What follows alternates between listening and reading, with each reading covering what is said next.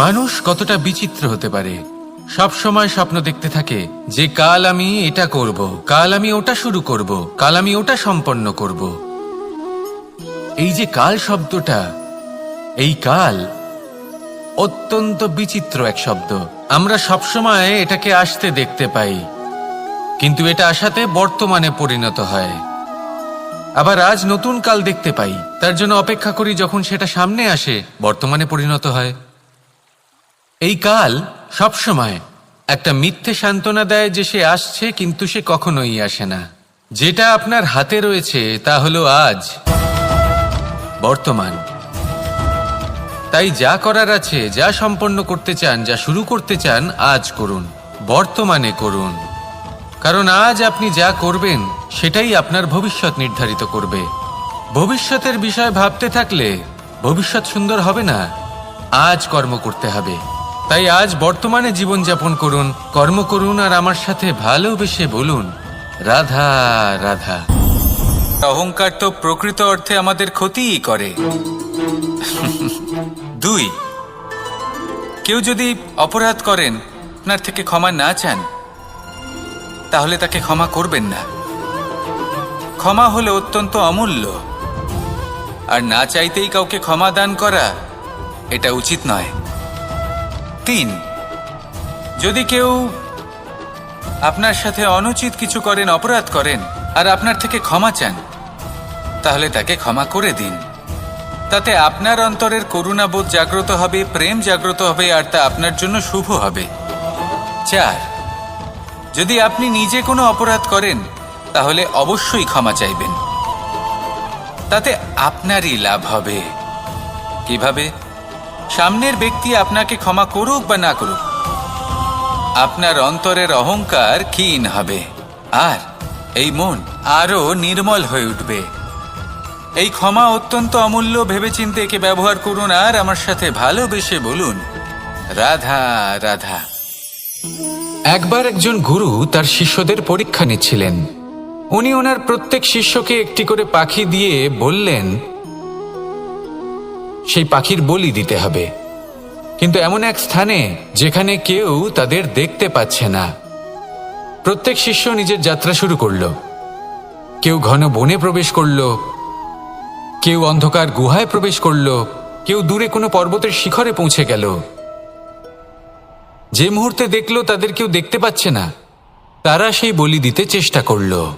যেই বলি দিতে গেল, সেই পাখি আলোর কিরণে পরিবর্তিত হলো এবং লুপ্ত হয়ে গেল। একজন শিষ্য ছিল যে আবার গুরুর কাছে ফিরে এলো। সে বলল, ক্ষমা করবেন গুরুদেব, কিন্তু আমি এমন কোনো স্থান পেলাম না যেখানে কেউ আমাকে দেখতে পাচ্ছে না। অন্য কেউ না দেখতে পেলেও আমি নিজে দেখতে পাচ্ছিলাম, আমার অন্তর্মন দেখতে পাচ্ছিল। সেই শিষ্য বুঝতে পেরেছিল যে পরমাত্মার দৃষ্টি সবসময় তাকে দেখতে পাচ্ছে, আর ও কখনো অনুচিত কর্ম করতে পারবে না। আর শুধুমাত্র এই কারণে সেই শিষ্যই সেই পরীক্ষায় উত্তীর্ণ হল। আসুন আর আমার সাথে ভালোবেসে বলুন, রাধা রাধা। আমরা সবাই ফল খাই, কিন্তু আমাদের সেই ফলই প্রিয় হয় যে পরিপক্ক হয়ে ওঠে, যেটা নম্র হয়, আর যে ফল অনেক বেশি মিষ্টি আর সুস্বাদু হয়ে থাকে, যাদের রঙে বাহার দেখা যায়।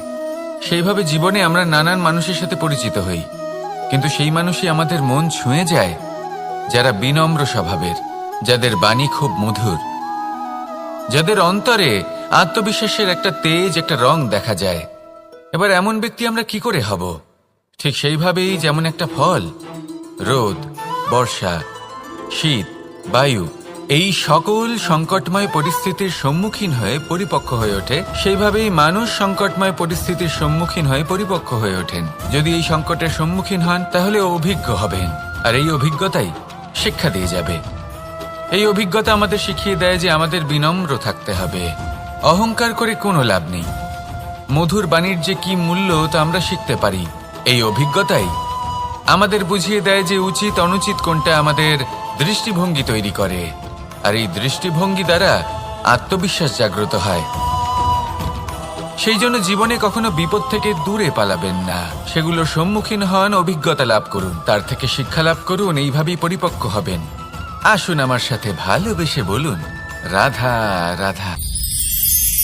মানুষ বর্তমানে নিজের জীবন অতিবাহিত করেন, কিন্তু তার জীবনে অতীতকাল এবং ভবিষ্যৎকাল এই দুটোরই সমান গুরুত্ব রয়েছে।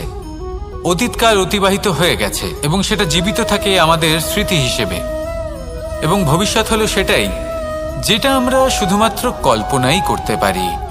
এবার অতীতের কিছু স্মৃতি এমন থাকে যা আমাদের কাছে আনন্দময় হয় না, তা কটু হয়, দুঃখজনক হয়, যন্ত্রণাদায়ক হয়। আমরা যা কিছুই করি তা বদলে ফেলতে পারবো না, কিন্তু ভবিষ্যৎকাল সেটা আমরা রচনা অবশ্যই করতে পারি, যদি আজ আমরা শ্রেষ্ঠ কর্ম করি। যদি আজকের এই দিনটা আমরা আনন্দের সাথে অতিবাহিত করি, সুখের সাথে অতিবাহিত করি, এক একটা মুহূর্ত আমরা আনন্দ এবং ভালোবাসার সাথে অতিবাহিত করি, আপনার আজকের এই কর্ম আপনার ভবিষ্যৎ নির্ধারণ করবে। আজ আপনি যেভাবে জীবন কাটাবেন তা ভবিষ্যতে গিয়ে অতীতকালে পরিণত হবে, আর তখন আপনি এমন স্মৃতি খুঁজে পাবেন যেখানে আপনি প্রত্যেকটি মুহূর্ত প্রেম এবং আনন্দের সাথে অতিবাহিত করেছেন, এবং সেই স্মৃতি মধুর হবে। তাহলে আজ শ্রেষ্ঠ এবং উচিত কর্ম করুন, আপনি নিশ্চিত রূপে একটি উজ্জ্বল, শুদ্ধ, পবিত্র এবং আনন্দময় ভবিষ্যৎ লাভ করবেন। আসুন আমার সাথে ভালোবেসে বলুন, রাধা রাধা। এই সংসারে অনেক অনেক এমন জ্ঞানী আছেন যারা নিজের সমস্ত জীবন জ্ঞান অর্জন করতে অতিবাহিত করেছেন। এই সংসারে এমন কোনো বেদ নেই, কোনো পুরাণ নেই, কোনো শাস্ত্র নেই, কোনো ভাষা নেই যা ওনারা জানেন না। এমন কোনো বিষয় নেই যা নিয়ে ওনারা কোনো বক্তব্য রাখতে পারবেন না। কিন্তু আমরা এই সকল জ্ঞানীকে কি ভালোবাসতে পারি? এনাদের সকলকে সম্মান করতে পারি না। কারণটা কি? দেখুন, বেদ পড়া একটি আলাদা বিষয়, বেদনা বুঝতে পারা অন্য ব্যাপার, এবং বেদনা বোঝার জন্য, সেই জ্ঞান লাভ করার জন্য আপনাকে মন থেকে করুণা এবং প্রেমের সঠিক অর্থ বুঝতে হবে। সামনের ব্যক্তির বেদনা বুঝতে হবে, তার যন্ত্রণাকে বুঝতে হবে। তারপর যে জ্ঞান আপনি অর্জন করেছেন বেদ থেকে, পুরাণ থেকে, শাস্ত্র থেকে, তা প্রয়োগ করে তার বেদনার নিবারণ করা, সেটা বেশি গুরুত্বপূর্ণ। সেই জন্য জীবনে শুধুমাত্র শাস্ত্র এবং বেদ পড়ে জ্ঞান অর্জন করতে সময় নষ্ট করবেন না।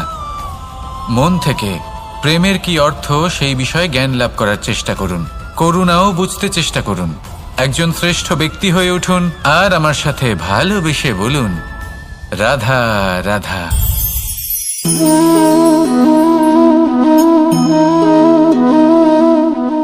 জল এই সংসারের সমস্ত প্রধান তত্ত্বের মধ্যে একটি।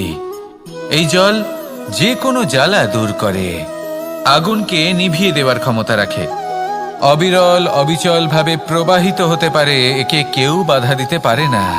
এর পথে বাধা সৃষ্টি করলে নিজের পথ নিজেই খুঁজে নেবে, বা সে নিজেই নিজের পথ বানিয়ে নেবে, কিন্তু কখনো থামবে না। এই জল হলো মহান, আর এর একটা মহান গুণ আছে, এর নিজস্ব কোনো রং নেই, কিন্তু যখন মেঘ থেকে বৃষ্টিরূপে পৃথিবীতে ঝরে পড়ে তখন সমস্ত সংসারকে রঙিন করে তোলে। যেখানে খরা হয়েছে সেখানে শ্যামল করে তোলে, যে স্থান শ্যামল সেখানে ভিন্ন ভিন্ন প্রকারের পুষ্প ফুটিয়ে তোলে। এই জল, এই জলের মতন আমাদের হতে হবে। ওর যেমন কোনো রং নেই, আমাদেরও যেন কোনো অহংকার না থাকে। শুধু কর্মের এই ধারাতে বইতে থাকুন, এই সংসারের মঙ্গল করতে থাকুন, শ্রেষ্ঠ কর্ম করতে থাকুন। এই সংসারকে এটা বলার কোনো প্রয়োজন নেই যে আপনি কে। আপনি যদি কর্ম করতে থাকেন তাহলে এই সংসার নিজে থেকেই আপনার মূল্য জানতে পারবে, আর তখন এই মন প্রসন্ন হয়ে বলবে, রাধা রাধা। বড়ই অদ্ভুত ব্যাপার। তা আমাদের জীবনের অনুভূতি এবং আমাদের জীবনের লক্ষ্য এগুলি সুনিশ্চিত করে। অর্থাৎ নেত্র দিয়ে দেখা যায় আমাদের এই মুখ, তা শুধুই এই কারণে প্রয়োজন যাতে সংসার আমাদের দেখতে পায়, আমাদের চিনতে পারে। কিন্তু যদি এই সংসারে আপনি প্রকৃত অর্থে মান সম্মান লাভ করতে চান, তাহলে নিজের অন্তরাত্মাকে আপনাকে বিকশিত করতেই হবে। দেখুন, কথায় আছে এই যে অসুর, তা শারীরিকভাবে উপস্থিত নয়, তা মনের মধ্যে থাকে। যদি এই মন থেকে অসুরকে বের করে দেওয়া যায়, তাহলে শরীরে তা উপস্থিত থাকবেই না। তাই মনকে শুদ্ধ করুন আর আমার সাথে ভালোবেসে বলুন, রাধা রাধা। মানুষ যখনই একে অপরের সামনে নিজেদের হৃদয়ের ভাবনা প্রকাশ করে, তখন এক অত্যন্ত প্রভাবশালী মাধ্যম তারা ব্যবহার করে, যাকে ভাষা বলা হয়। এবার আমি দেখেছি যে একজন মানুষ অনেকগুলো ভাষাতেই নিপুণ। আমি এটাও দেখেছি যে মানুষ অনেকগুলো ভাষায় কথা বলে, কখনো কখনো অনেক ভাষা মিলিত করে তার প্রয়োগ করে, উচিত প্রকারে তাকে ব্যবহার করে না, না সেটাকে সম্মান করে, আর না ভাষাকে শুদ্ধ রাখে। আর এটা হলো অনুচিত। যদি ভাষাকে শুদ্ধ রাখেন, তাহলে ভাষা আপনার চরিত্রকে শুদ্ধ রাখবে, তা আপনার একাগ্রতা বাড়িয়ে তুলবে। এই প্রত্যেক ধ্বনিকে অনুভব করে যদি আপনি শব্দের উচ্চারণ করেন, ভাষাকে প্রয়োগ করেন, তাহলে আপনিও আনন্দ পাবেন, আর যিনি শুনছেন সেই ব্যক্তির কানেও মধুর শব্দ বাজবে। তাই মনে রাখবেন, যে ব্যক্তি ভাষার পবিত্রতাকে সম্মান করে, তাকে সংসারও সম্মান করে। ভাষাকে শুদ্ধ এবং পবিত্র রাখুন, তাহলে ভাষা আপনার চরিত্রকেও শুদ্ধ এবং পবিত্র রাখবে। আর এই মন সুপ্রসন্ন হয়ে বলবে, রাধা রাধা।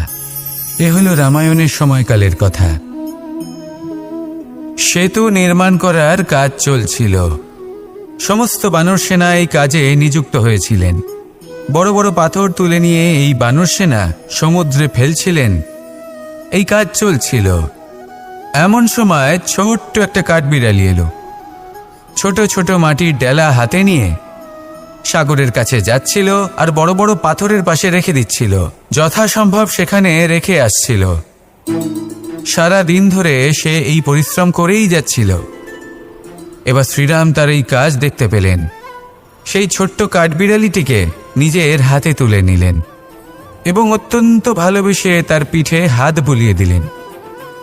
কথায় আছে যে কাঠবিড়ালির পিঠে যে দাগ আছে, সেই 3টি দাগ এসেছে শ্রীরামচন্দ্রের 3 আঙুলের থেকে। যে কাজ আপনি করছেন তাতে সমস্ত শক্তি প্রয়োগ করুন। যতটা আপনার সামর্থ্য রয়েছে, যতটা আপনার প্রতিভা রয়েছে, সম্পূর্ণভাবে উৎসর্গ করে দিন। ঠিক এমনভাবে কর্ম করুন। সেই কাঠবিড়ালি কিন্তু তাই করেছিল। সেই জন্য শ্রীরামের সাথে সেও সেই কাহিনীতে অমর হয়ে গেছিল। সম্পূর্ণ শক্তি প্রয়োগ করুন, সম্পূর্ণ সামর্থ্যের সাথে কর্ম করুন, কারণ এটাই হলো শ্রেষ্ঠ পথ কোনো কর্ম করার। আসুন আমার সাথে ভালোবেসে বলুন, রাধা রাধা। স্বরূপ, কোনো পাখিকে দেখুন, সে গাছের ডালে বসে এবং সেখানেই বিশ্রাম করে, কিন্তু পড়ে না। কেন? কারণ ওর বিশ্বাস যে যে শাখার উপরে ও বসে আছে সেটাই হলো ওর বাসস্থান। যদি আপনি বিশ্বাস করেন, তাহলে আপনি পাথরের মধ্যেও ভগবান দর্শন করতে পারবেন।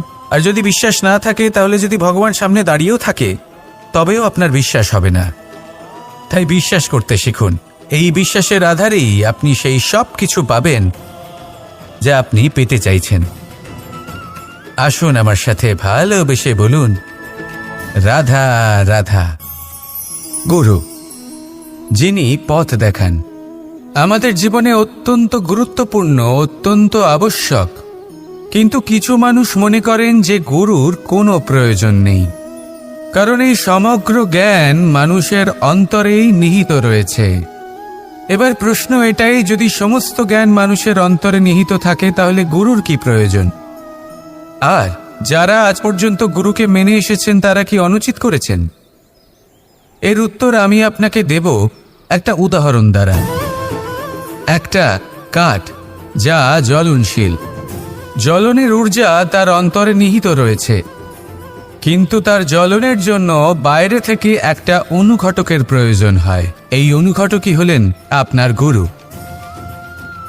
উত্তাপ, যা একটা কাঠকে জ্বালাতে পারে, সেই উত্তাপ হলো গুরুর প্রচেষ্টা। যদি সেই গুরুই না থাকে, তার প্রচেষ্টাই না থাকে, তাহলে সেই সমস্ত জ্ঞান যা মানুষের অন্তরে নিহিত তা ব্যর্থ হয়ে যাবে। যদি আপনার সাথে আপনার গুরু থাকেন, আপনার পথ প্রদর্শন করেন, আপনার অন্তরের জ্ঞানকে বাইরে নিয়ে আসতে পারেন, তাহলে তাকে সম্মান করুন আর আমার সাথে ভালোবেসে বলুন, রাধা রাধা। असतो मा सद्गमय, तमसो मा ज्योतिर्गमय, মৃত্যুর্মা মৃতঙ্গময়। জ্ঞান সেটাই যা অসত্য থেকে সত্যের পথে চালিত করে।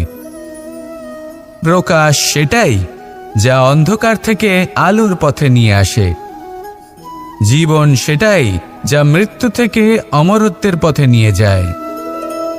এবার এই তিনটে, জ্ঞান, জীবন এবং প্রকাশ, একই রকম। শূন্য থেকে এর উৎপত্তি হয় এবং আস্তে আস্তে আপনার জীবনে বিস্তার লাভ করে। এবার আমরা এটাই ভাবি যে কেমন করে এই তিনটিকে আগলে রাখা যায়। এর উত্তর হলো, এদের আগলে রাখার প্রয়োজনই নেই, ভাগ করে দিতে হবে। কোনো বৃক্ষকেই দেখে নিন, একটি বৃক্ষ অনেক বছর ধরে বেঁচে থাকে। কেন? কারণ সে ভাগ করে দিতে জানে। সে নিজের বীজ ছড়িয়ে দেয়, এই ধরিত্রীতে দেয়, সেই বীজ যা অঙ্কুরিত হয়ে এক নতুন বৃক্ষকে জন্ম দেয়। শুধু ছড়িয়ে দিয়ে একটি বৃক্ষ জীবন দান করতে পারে। যদি কোনো ব্যক্তি জ্ঞান ছড়াতে শিখে যান, যদি প্রকাশ, আলোর কিরণ ছড়িয়ে দিতে শিখে যায়, কোনো ব্যক্তি তার জীবনের সুখ ছড়িয়ে দিতে শিখে যান, তাহলে তিনি মৃত্যুর পরও মৃত হন না। এই ভাগ করে দেওয়ার সুখটাই কিছুটা আলাদা। এই সুখ অনুভব করুন আর আমার সাথে ভালোবেসে বলুন, রাধা রাধা। যদি না থাকেন, তাহলে এই সংসারের অস্তিত্ব আপনার কাছে শূন্যের সমান, তাই না? আপনি না থাকলে এই সংসারও আপনার কাছে নেই। এবার সবাই বলবেন যে এ তো সত্যি কথা, সেই অনুযায়ী তো আমার স্বার্থপর হওয়া উচিত, অহংকারী হওয়া উচিত, কারণ আমার কাছে আমিই তো সবকিছু। দৃষ্টিভঙ্গি পাল্টে দেখুন। আপনার কাছে সবথেকে বেশি গুরুত্বপূর্ণ ব্যক্তি কে? আপনি নিজেই। সেই মানুষটি কেমন হওয়া উচিত একটু ভেবে দেখুন। সবসময় সকলকে সাহায্য করুন, একসাথে মিলে পরিশ্রম করুন, সাহায্য করুন অন্যদেরকে। এটা অতি আবশ্যক। এবং তার থেকেও বেশি গুরুত্বপূর্ণ হলো এটাই যে আপনার মনে যেন কখনো এই বিষয়ে ভয় না থাকে যে আমি আমার প্রিয়জনদের, আমার কাছের মানুষগুলিকে হারিয়ে ফেলব। এই ভয় কখনোই মনের মধ্যে থাকা উচিত নয়। যদি ভয় থাকে তাহলে থাকুক এই বিষয়ে যে সকল মানুষ আমার জীবন থেকে, আমার থেকে দূরে চলে যাচ্ছেন, তাদের বাধা দিতে দিতে আমি যেন নিজেকেই না হারিয়ে ফেলি, নিজের অস্তিত্বকেই না হারিয়ে ফেলি, নিজের ব্যক্তিত্বকে, নিজের বিচারধারাকে, নিজের করুণার শক্তি না হারাই। তাহলে এই ভয় ত্যাগ করুন আর আমার সাথে ভালোবেসে বলুন, রাধা রাধা। এই ফল কি তা বলার কোনো প্রয়োজন নেই। এই ফল কতটা সুস্বাদু সেটাও বলার কোনো প্রয়োজন নেই। ধরুন এমন কোনো মানুষ আসলেন যিনি জানেন না এটা কোন ফল। তিনি এটা দেখে ভাববেন এ তো কাঁটার একটা গুচ্ছ মনে হচ্ছে, নিয়ে ফেলে দেবেন। সেখানে দ্বিতীয় কোনো ব্যক্তি যিনি বুঝদার, তিনি দেখবেন, ভাববেন যে প্রকৃতি এর গায়ে এত কাঁটা কেন দিয়েছে? অবশ্যই সুরক্ষার জন্য দিয়েছে, অর্থাৎ ভিতরে অবশ্যই অমূল্য কিছু রয়েছে। সেই ধরনের ব্যক্তি এই ফলের অন্তরে প্রবেশ করেন এবং এই ফলের আনন্দ উপভোগ করেন। এরকমই কিছুটা আমাদের সংসারেও আমরা দেখতে পাই। প্রত্যেক দিন আমরা নতুন নতুন মানুষের সাথে পরিচিত হই। এমন কিছু ব্যক্তি থাকেন যাদের সাথে প্রথম আলাপের পর আমাদের এটা মনে হয় যে এই ব্যক্তিকে দেখে একটু রাগী ব্যক্তি মনে হচ্ছে, বড়ই অহংকারী বোধ হচ্ছে, উদ্ধত মনে হচ্ছে। বেশিরভাগ মানুষ প্রথম আলাপের পরে তাদের সাথে দূরত্ব বজায় রাখবেন, কিন্তু যিনি বুঝদার ব্যক্তি তিনি ভাববেন যে এই ব্যক্তি এমন কেন করছেন। হয়তো সুরক্ষার খাতিরে এই ব্যক্তি নিজেকে এরকম করে তুলেছেন যাতে অন্য কোনো ব্যক্তি এসে ওনার সময় নষ্ট না করেন, ওনার আবেগের সাথে ছলনা না করেন, খেলা না করেন। হয়তো অতীতে এমন কোনো ঘটনা ঘটেছে যার জন্য এই ব্যক্তি কিছুটা এরকম হয়ে গেছেন। এমনই একজন ব্যক্তি সেই ব্যক্তির মনের গভীর পর্যন্ত পৌঁছতে পারেন আর সেখান থেকে শুভ গুণগুলিকে বাইরে বের করে আনতে পারেন। এরকমই ব্যক্তি হয়ে উঠুন, এমন বুঝদার ব্যক্তি হয়ে উঠুন যিনি সামনের ব্যক্তির খারাপ গুণগুলিকে অবহেলা করে হৃদয়ের অন্তঃস্থল থেকে শুভ গুণগুলিকে প্রকাশিত করে এবং সেই ব্যক্তিকে দেখাতে পারে। এমন ব্যক্তি হয়ে উঠুন যিনি নিজের জীবনকেও সফল করে তোলেন এবং অন্যের জীবনকেও। আসুন আমার সাথে ভালোবেসে বলুন, রাধা রাধা। আমি জীবনে অনেক ভালো মানুষের সংস্পর্শে এসেছি। এমন ব্যক্তি যিনি আজীবন জ্ঞান লাভ করে থাকেন, পড়তেই থাকেন। ধরে নিন কোনো ব্যক্তি শিল্পকলার বিষয়ে অনেক বই পড়ে ফেলেছেন, কিন্তু কখনো শিল্পকর্মই করেননি। তাহলে সেই জ্ঞানের কি লাভ? কোনো লাভ নেই। এবার এটাই আমাদের জীবনে শেখা প্রয়োজন। আমরা জ্ঞান অর্জন করি কিন্তু তা যাপন করি না, তা কর্মজীবনে প্রয়োগ করি না। তাহলে এতে কি লাভ হবে?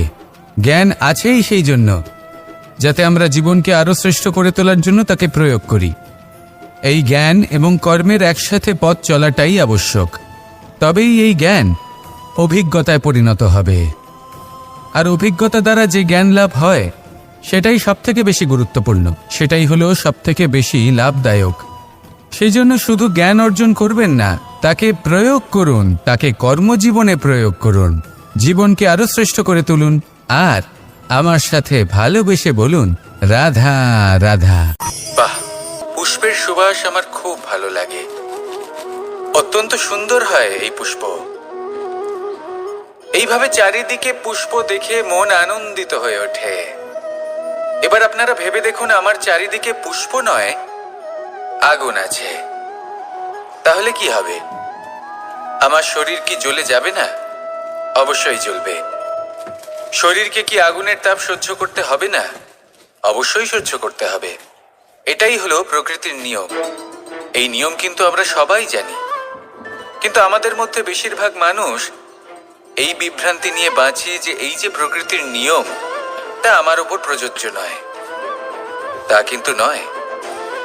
আমাদের চতুর্দিকে এই যে নিসর্গ রয়েছে, আমরা তার কতটা ক্ষতি করি সেটা একবার ভেবে দেখুন। আমরা বনাঞ্চল জ্বালিয়ে দিই, বায়ু দূষিত করি, জল দূষিত করি, প্রাণীদের হত্যা আমরা করি। কেন? এই নিসর্গ আমরা নষ্ট করি, যদিও আমরা জানি যে আমরাও হলাম এই নিসর্গেরই অংশ। এবার দেখুন, শরীরের কোনো অংশে যদি আগুন ধরান, আস্তে আস্তে সমস্ত শরীরও জ্বলে যাবে। সেইভাবেই নিসর্গ যদি নষ্ট হয়ে যায়, তাহলে মনুষ্য জাতিও নষ্ট হয়ে যাবে।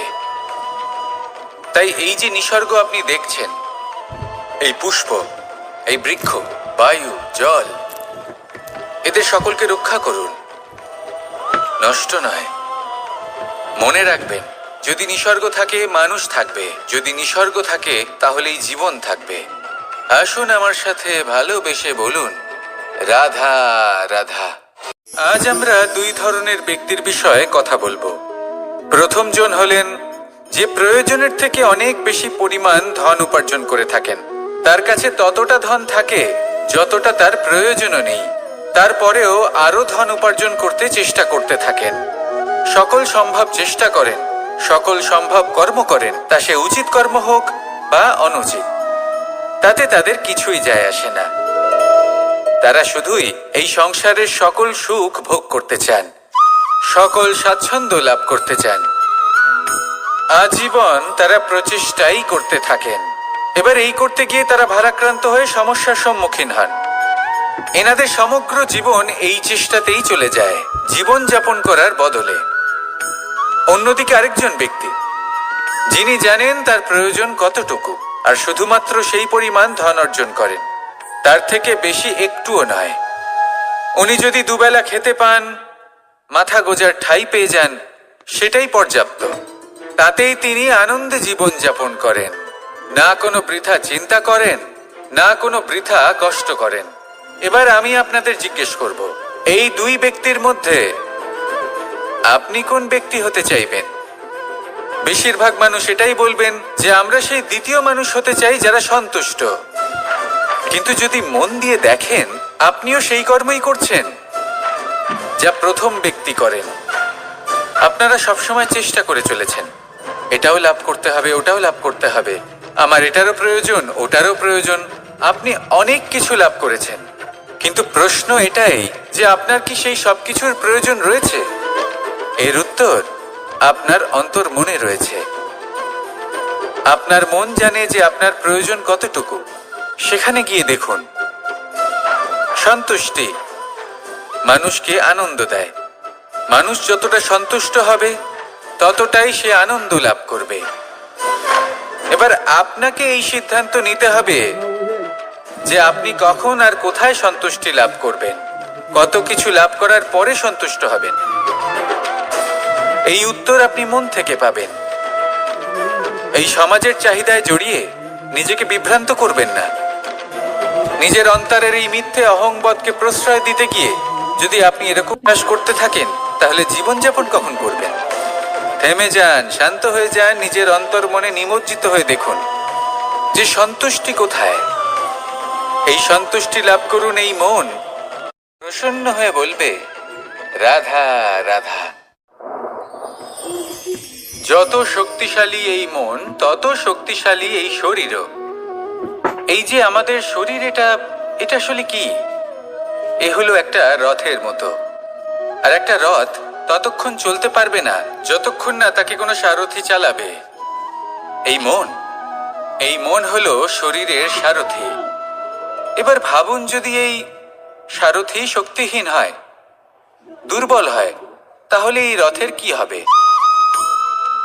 এটা উচিত পথে চলতে পারবে না, উচিত গতিতে চলতে পারবে না, মন মতো স্থানে এটা পৌঁছতেও পারবে না।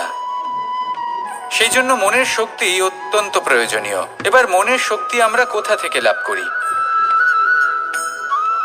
দৃঢ়তার শক্তি থেকে। এবার এই শক্তি আমরা কিভাবে বাড়াতে পারি? আমরা প্রতিদিন কিছু নতুন স্থির করি, কিছু ছোট, কিছু বড়। আর যেই আমরা নতুন কিছু পূর্ণ করি, আমাদের মনের শক্তি বেড়ে যায়। আর যদি পূর্ণ না করতে পারি, মনের শক্তি কমে যায়। একটা দেওয়ালের মতো ছোট ছোট ছোট ছোট শিলা আমরা একটার পর একটা স্থাপন করে একটা দেওয়াল তৈরি করি। এতগুলো পাথর যখন একত্রিত হয়ে যায়, তখন এমন এক দেওয়াল তৈরি হয় যাকে ভাঙা প্রায় অসম্ভব হয়ে দাঁড়ায়। সেরকমই হয় মন এবং দৃঢ়তা।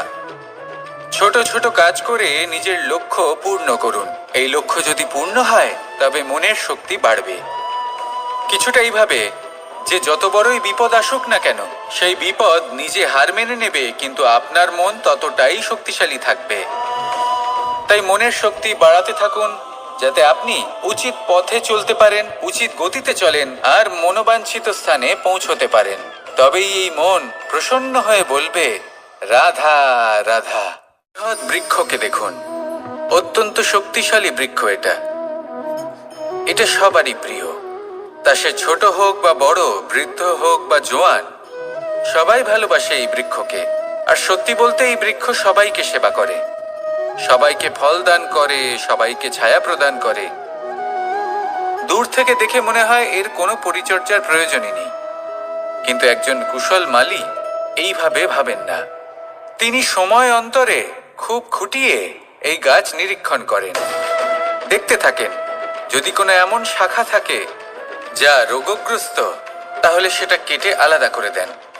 যদি এমন কোনো শাখা থাকে যা মৃত, তাহলে সেটা আলাদা করে দেন।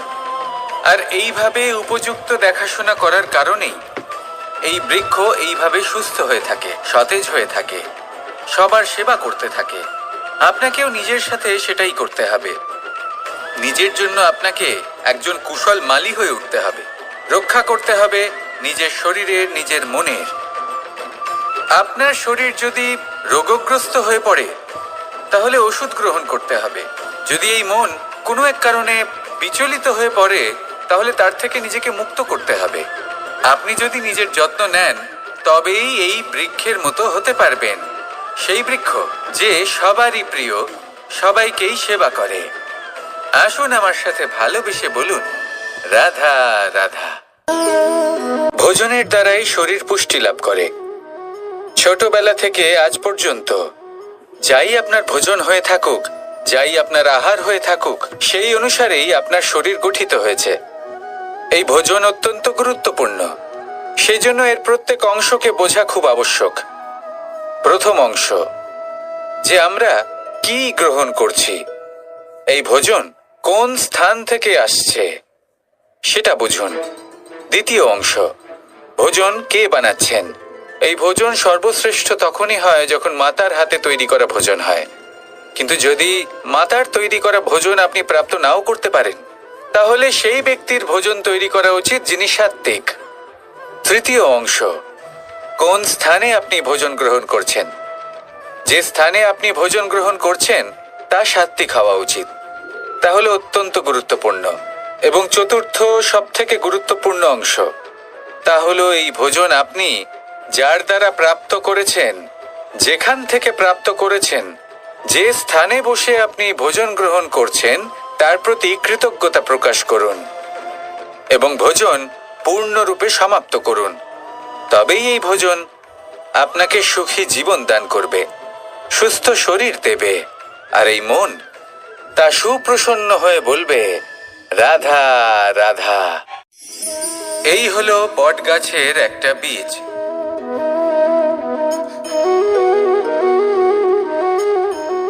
চলুন এটা রোপণ করা যাক। একটু জল দেওয়া যাক। এবার এখানে একটা বিশাল বটবৃক্ষ উৎপন্ন হবে। কিন্তু কিভাবে? এতে কে সাহায্য করবে? এটা সম্ভব কে করে দেখাবে? প্রকৃতি।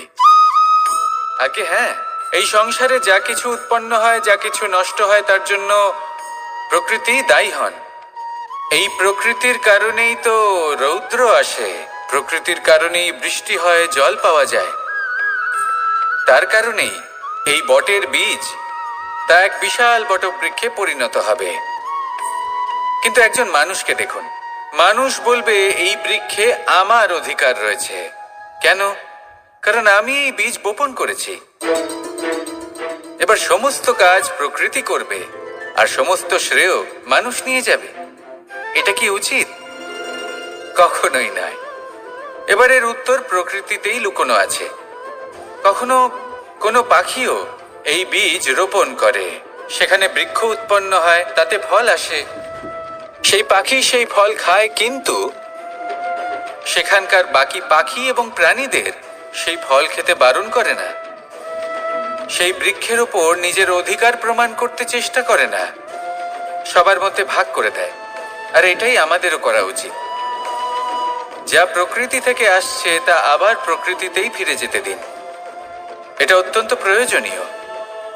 পাখিদের মতো হতে চেষ্টা করুন, তবেই আপনার এই মন আকাশে উড়তে থাকবে আর সুপ্রসন্ন হয়ে বলবে, রাধা রাধা। কোকিলের ডাক শুনে আমার মন প্রফুল্ল হয়ে ওঠে। কোকিল হলো আমার অত্যন্ত প্রিয়। এরকমই আরো একটা পাখি আছে, কাক। একদিকে কাক, অন্যদিকে কোকিল। এদের মধ্যে বেশি পার্থক্য নেই, কিন্তু কোকিলের কণ্ঠ শুনে সবার মন প্রফুল্ল হয়ে ওঠে। কোকিল যখন সামনে আসে তখন মন শান্ত হয়ে যায়। যখন কাক সামনে আসে তখন মানুষ দূরে পালিয়ে যায়। এমন কেন হয়? কারণ হলো বাণী। কোকিলের বাণী অত্যন্ত মিষ্টি, অত্যন্ত মধুর। সেখানেই কাকের বাণী অত্যন্ত কর্কশ শোনায়। আর কর্কশ বাণী শোনা কেউ পছন্দ করেন না।